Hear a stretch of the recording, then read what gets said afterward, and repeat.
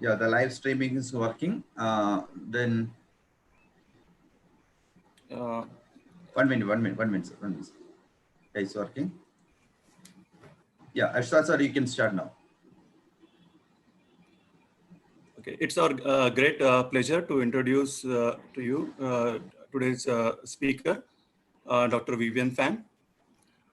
Dr. Vivian Fang worked as an associate professor at Shanghai Jintong University prior to joining GNS Science in 2007.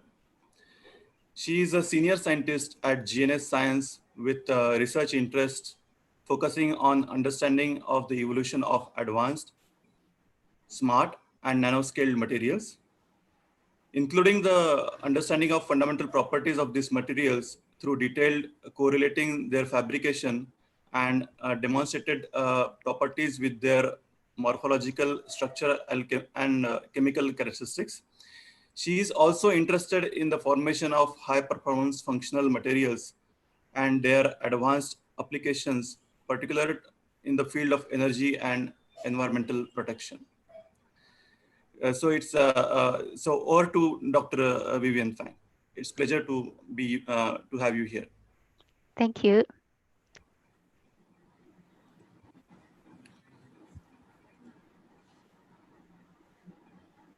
Vivian, you can maybe start sharing your, perfect. Can you see it now? Yeah, perfect, yes. All right. Hello everyone. I'm Vivian. I work for GNS Science. So GNS stands for Geological Nuclear Science, and we have a team working on advanced materials and coatings and devices. So we are located lower Hutt in Wellington. This picture is the top view of Wellington Harbour. It's a beautiful city, and I hope everyone will have a chance to come and visit us in the future. My talk today will be about the dry plasma arc technology that we are using at GNS Science. I will briefly introduce you about what is the dry plasma arc technology, and followed by those metaoxide nanostructures we've synthesized and worked on by this technology, and then the applications of these materials, and with some conclusions at last. Plasma arc technology is also called arc discharge. It is a dry technology that does not require the use of solvents. From an ecological and economical point of view, the absence of the solvents and the solvent waste offers a lot of advantages. So the mechanism of the plasma arc technology we used here is, suppose we have two electrodes, anode and cathode. So you apply voltage between the two electrodes. The potential difference across two electrodes will make a gas conduct electricity that will produce high temperature plasma in between the electrodes. The electrons will be emitted from the anode due to the potential difference. And I should say most of the anode material will be vaporized and then react with the atoms available in the environment and then recondense to form new materials. So positively charged ions will pass to the cathode and get deposited to form new materials. We have a patent for based on that technology for the zinc oxide and nanostructures. And at the down corner, this photo is the apparatus of the arc discharge that we designed and built by ourselves here. And those are the CAD plotting figures of this apparatus. This is the anode, and this is cathode. For all the synthesizing, we keep the cathode material as the graphite material, and we only change the anode material.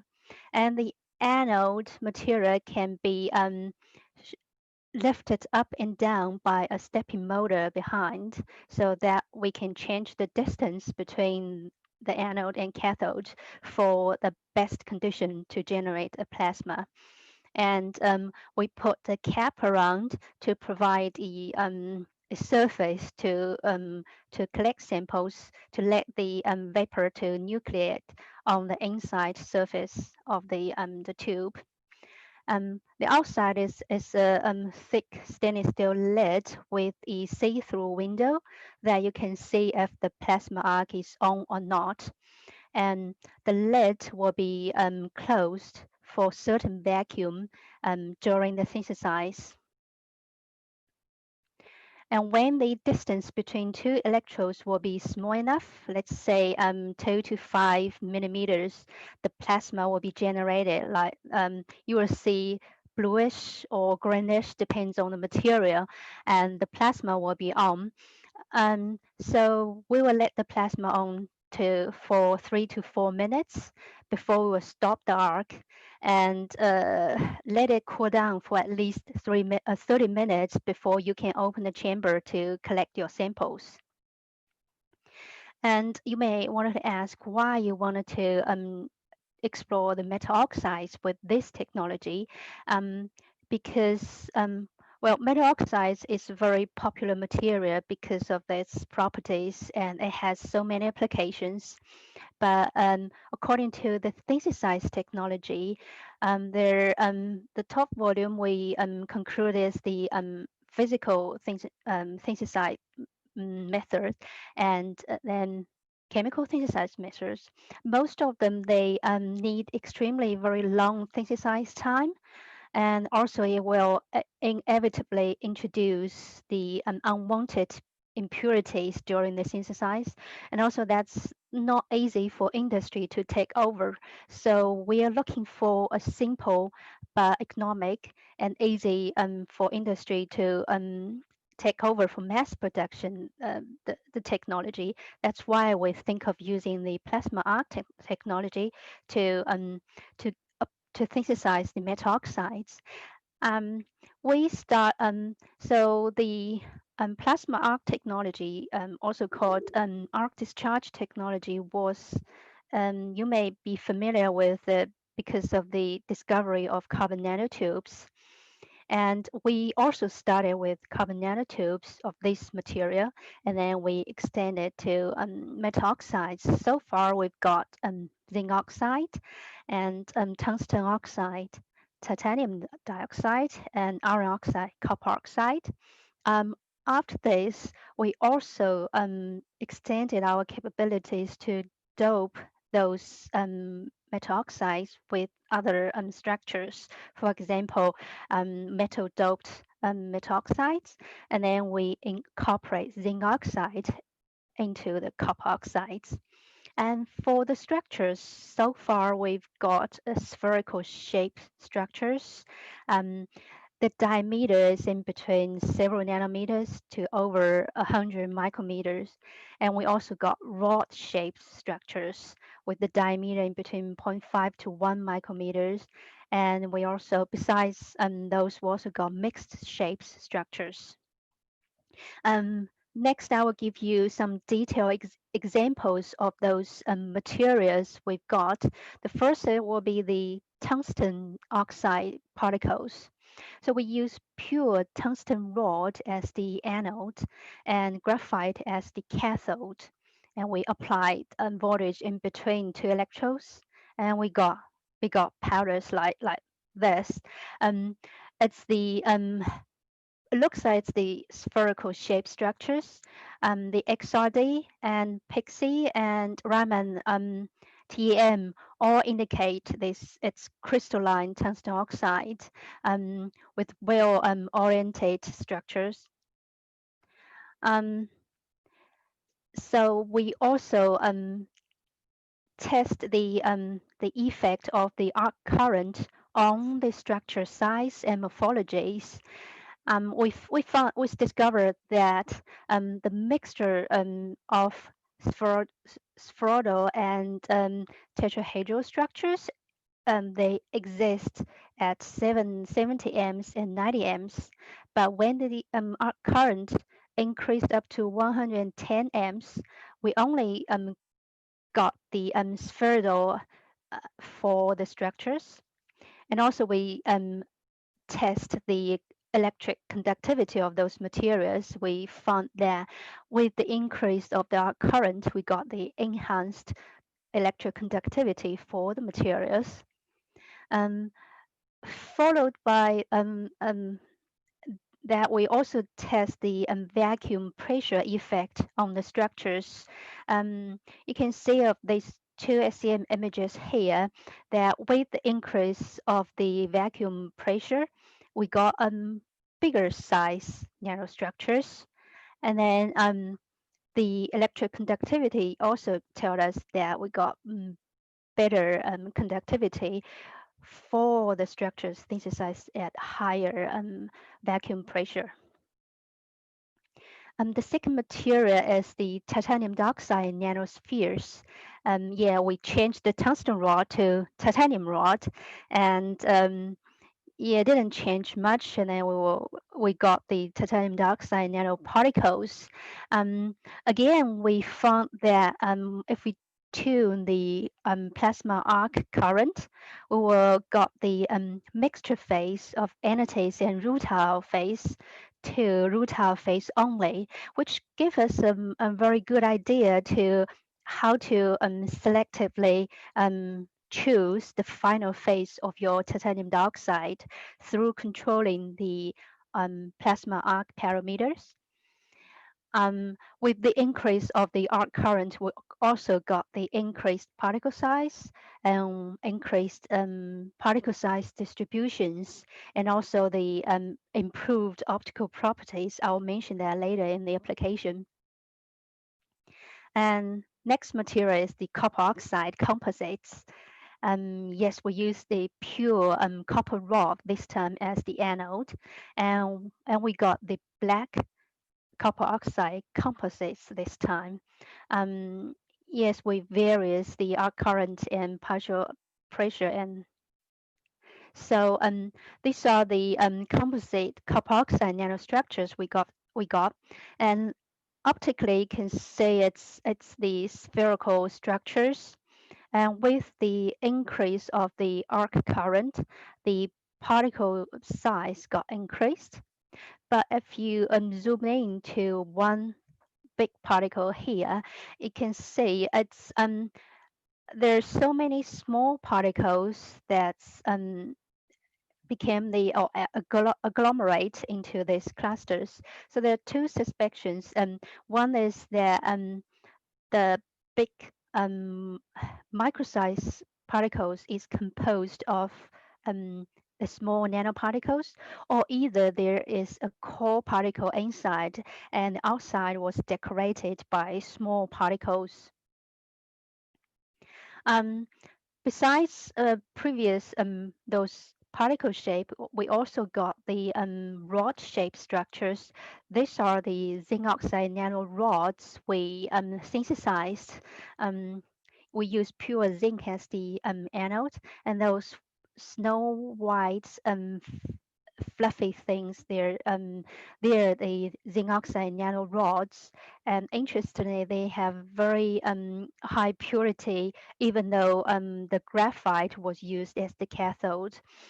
And again, the oxygen partial pressure influences the structure. The aspect ratio increases. Also, the end of the rod also got different due to the different oxygen pressure. So for the mechanism, you may want to ask, how will you think those metaoxides will be synthesized during the plasma arc technology? As we expected that the metal will be heated to a certain temperature, and then it will be vaporized at the plasma arc. have a look at this image here. So it's a temperature zoom of the plasma arc, and that's the anode, that's the cathode. The center of the plasma, we suppose that it has the highest temperature, and with the distance away from the center part of the plasma, the temperature will get decreased a little bit. So when the metal will be exposed among the plasma, the metal will be vaporized, and then once the metal will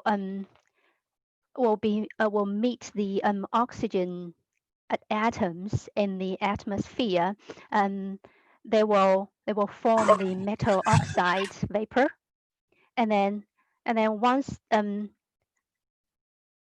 they will flow to the inner wall of the chamber, and where there's a lower temperature compares to the center part of the plasma arc, that allows the metal oxide to supersaturate and leading to the nucleation of small clusters. Subsequently, those nucleate will grow into nanoparticles or nanorod shape by absorbing incoming oxygen atoms from the constant oxygen gas flux. And as I mentioned before, we found that the plasma arc parameters will directly affect the morphology and structure of the material, the arc current, and the gas composition, and the gas pressure, also the time of plasma exposure. By exploring those metal oxides, we also ask ourselves question: can we do doping of those metal oxides during the synthesis? So we don't need to like set different procedure to add the dopants into the metal oxides. Can we do in situ doping so we can get the doped metal oxide at the same time? And then we explore it, and the answer is yes. So we try 3 different ways to introduce dopants. One is to put the dopant as wire around the anode material, and the second one is with filling the anode rod with dopant powders. And the third way we did was to put dopant material on top of the cathode surface. And this is the zinc oxide incorporated carbon nanotubes we've got. Those structures, the XRD show that there is zinc oxide and carbon nanotubes. They exist at the same time, but it may be that zinc oxide will be attached to the carbon nanotube surface. So we introduce zinc oxide to carbon nanotubes in order to test their field emission properties. And the results showed us that after the introduction of the zinc oxide, the field emission properties got improved dramatically.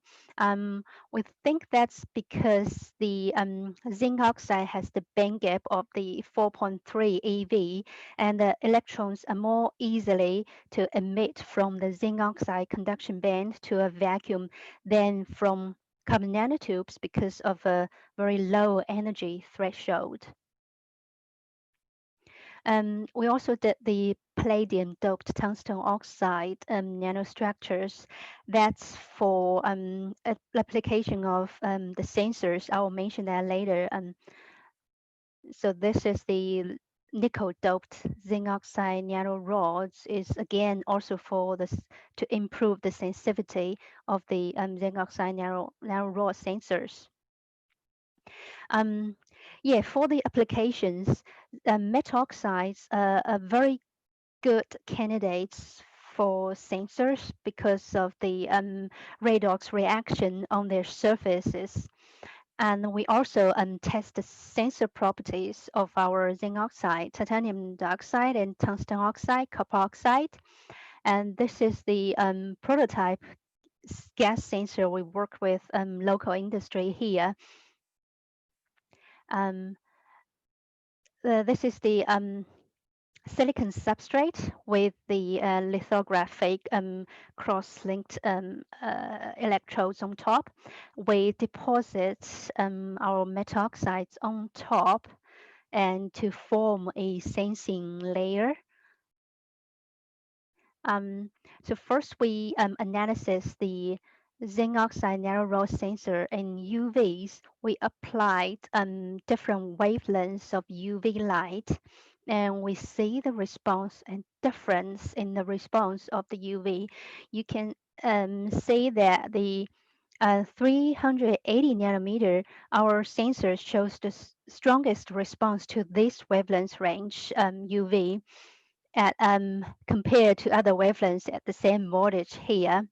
And also it gave us the 25 seconds after the UV light was on, and it took 30 seconds to respond after the UV light was off.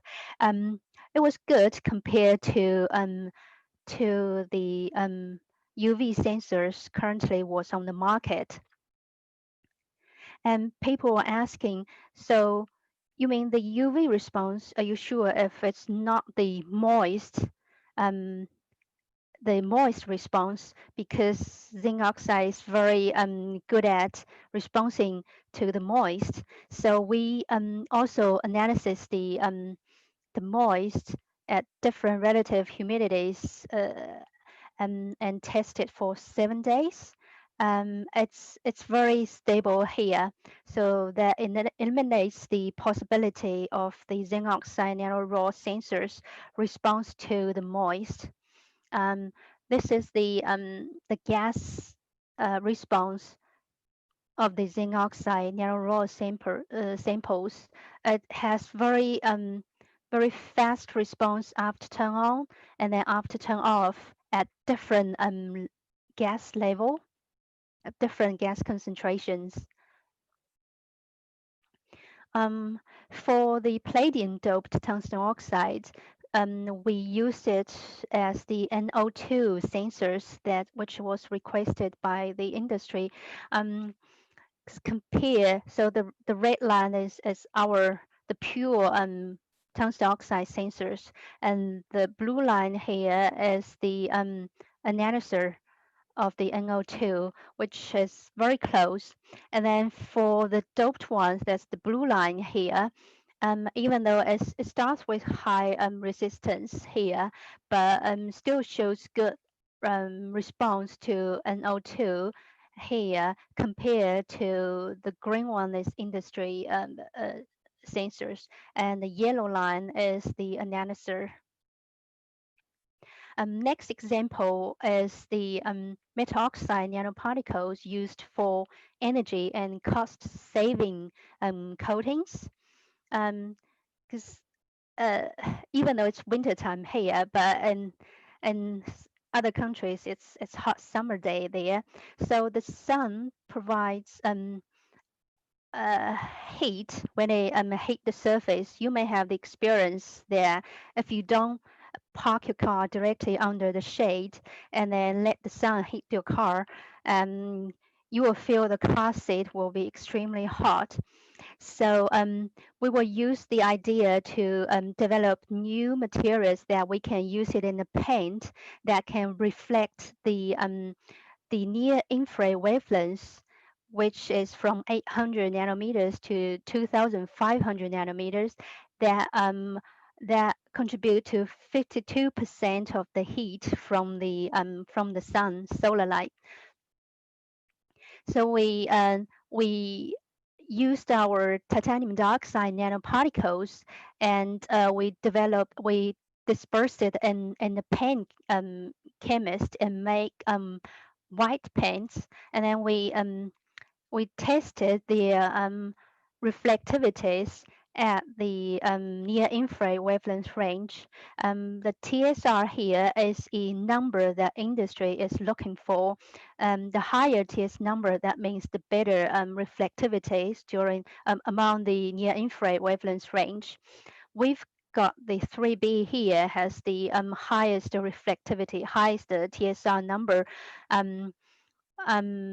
Yeah, compared to the industry white paint available at that time, and also our paint formulation significantly used less loading of the pigment, which will reduce the cost of making the cool white paint. And after the cool white paint, we also developed the cool black paint, because the common wisdom tells us that black surfaces always absorbs heat, because black surfaces absorbs all the wavelengths from visible to near infrared, and that's why the surface feels hot, especially in summertime. And so our question is, can we generate something that we put in the paint that can reflect most of the near infrared wavelength range and give us a cool black surface? We have the first generation of our black particles here, and the TSR number showed us it has 23, as it's competitive to the brown pigment from 3M, and that's the particle shaped. And we also developed a second generation of the cool black particles, which is this sparkly shaped structures. And we disperse them in the paint chemistry, and then we got this Genus black 2 material. So the black line here is carbon black because it absorbs everything, so it doesn't provide any reflectance. And the green lines here are the pigments that the industry is currently using for cool black paints. And this is our Genus gray materials and Genus black one. The second generation we can go up to here. The last application of our metaoxides is we use them for nanofluids. Nanofluids was first presented in 1995. It's a kind of you use colloidal dispersion of nano-sized structures in the traditional heat transfer fluids. The calculations show a 10% improvement in thermal conductivity of the nanofluids can contribute to 0.5 to 1% improvement in energy saving, which is very interesting and also very promising for energy saving point of view. And in our work, we used 3 different metaoxides in the common mechanic oil. The red line is pure oil. You can see at the same time, the pure oil had the highest temperature, and the yellow line is the zinc oxide nano rod. It has the lowest temperature. Yeah, we also analysis the different structures of the zinc oxide. We discovered that the zinc oxide nano rods shows the better properties here compared to zinc oxide nanoparticle and nanofluids. And we suspect that the enhanced thermal conduction in the nanofluids were achieved by the zinc oxide nano rods. So the conclusion that we can have here is we got the high purity of the metaoxide nanostructures by the dry plasma arc technology. And the plasma arc parameters will affect the morphology, composition, and properties of those metaoxides. In situ doping can be achieved during the plasma arc procedure, and then plasma arc technology is suitable for mass production and easy for industry to take up. That's it for my talk. We will appreciate the support from the Ministry of Business, Innovation and Employment from New Zealand, and also the co-funding from Genus Science. Thank you.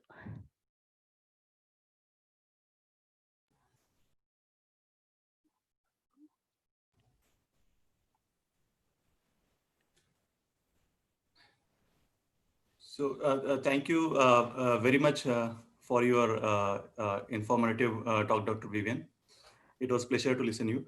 So there are a couple of questions from the audience. So I will take those now. Okay.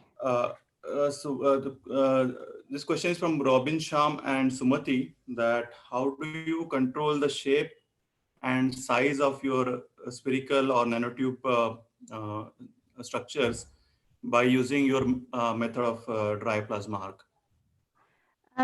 As I said, there are parameters of the plasma arc technology that you can play with to get the structure and morphology of achieve to the best performance of the properties you want.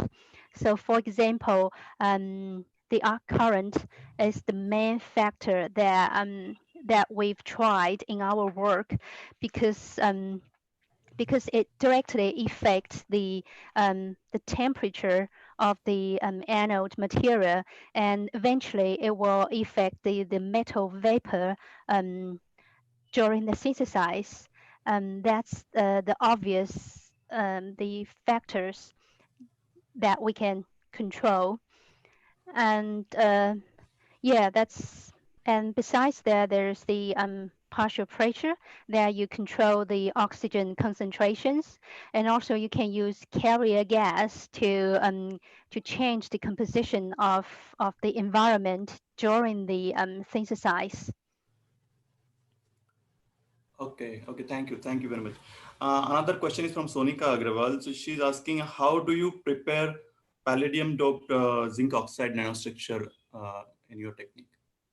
Oh, if I remember correctly, we tried two different doping ways, as I show you in one of my slides of doping. I think it's method 2 and 3. So we've tried was we dig a hole in the anode rod, and we filled in the hole with the palladium powders, and we initiated the plasma arc.